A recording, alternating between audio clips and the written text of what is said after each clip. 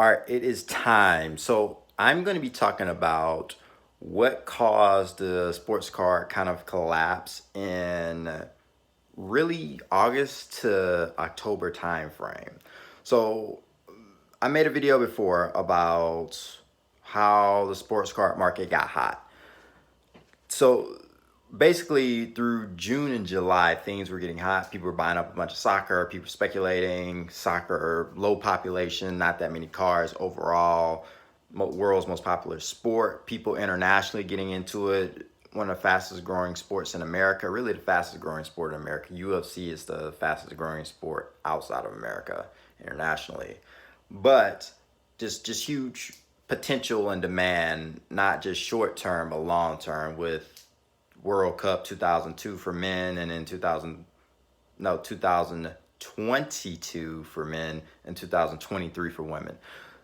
But people were going into basketball, and basketball was the big thing, and also football because it was off season. People were speculating Kyler Murray's going to do great. He had a good season overall, but people were just speculating on certain guys. Tom Brady was going to a new team, just a lot of off season stuff, and people were just, hey, new year, a lot of hype for football, but also basketball. And Gary Vaynerchuk was has was talking more about it again, and that was helping.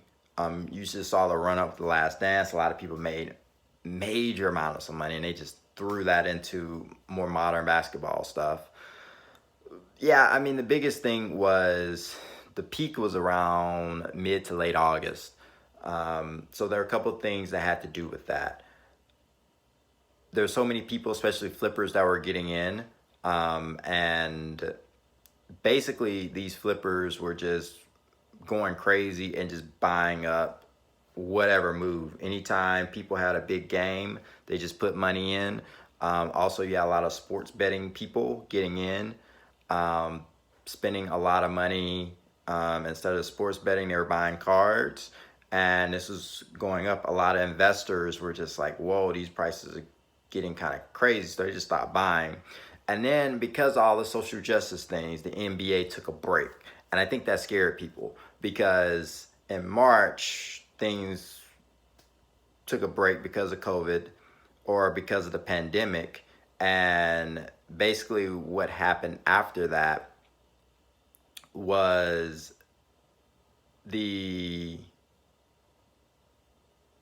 the NBA shut down, so people weren't games weren't being played, and a lot of times has to be on performance or what you expect as far as performance, especially in the next week or 2 weeks, which became an issue, right? So if you can't do that, then you have an issue on, you know, it's hard to flip, it's hard to sell. So people got panicked and they sold because they don't even know if the NBA is gonna like finish the season.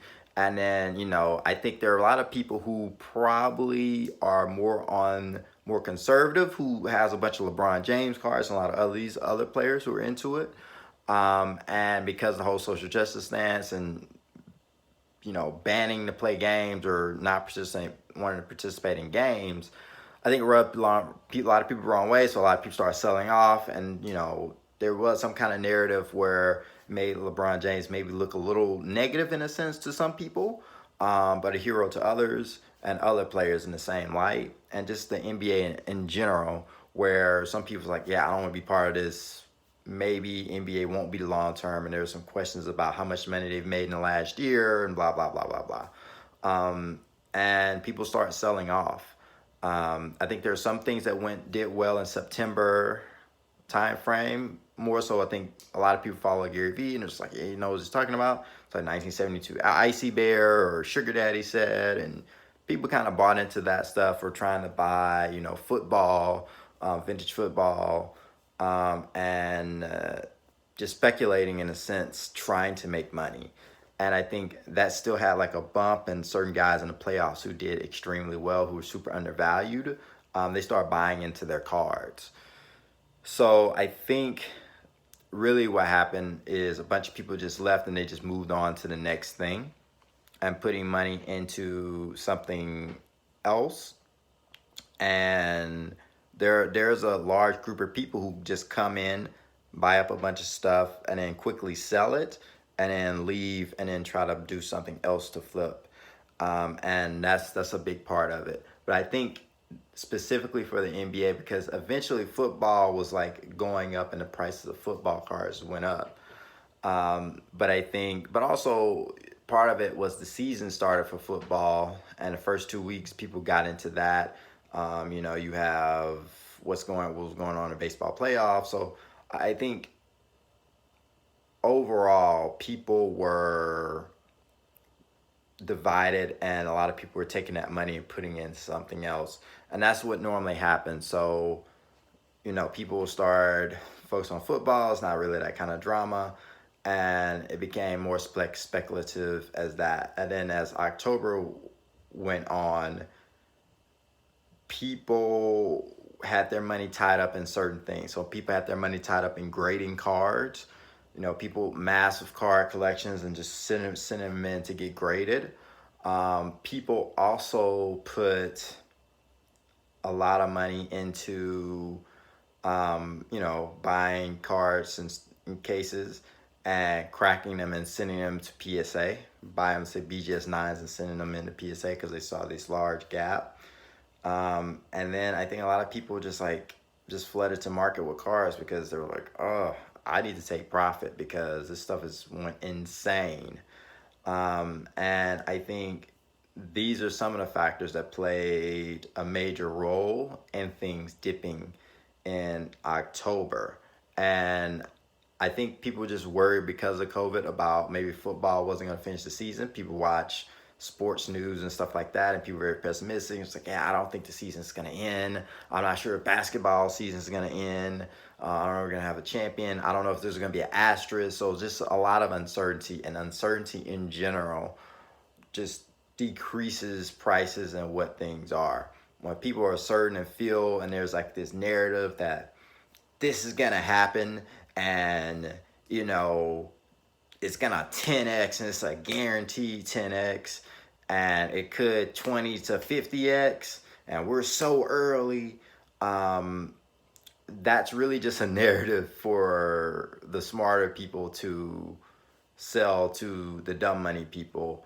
There's so many examples where, and maybe eventually it would 10 or 20x, but not that fast. Maybe it's just gonna 3 or 4x. So the other example is basically what happened with the GOATs. So in October, things started picking up because a lot of these content creators kind of influence on the market, and they're like, yeah, I'm buying Trey and Luka and Zion, and start getting these cards because the season's about to start and they're gonna have big years or whatever.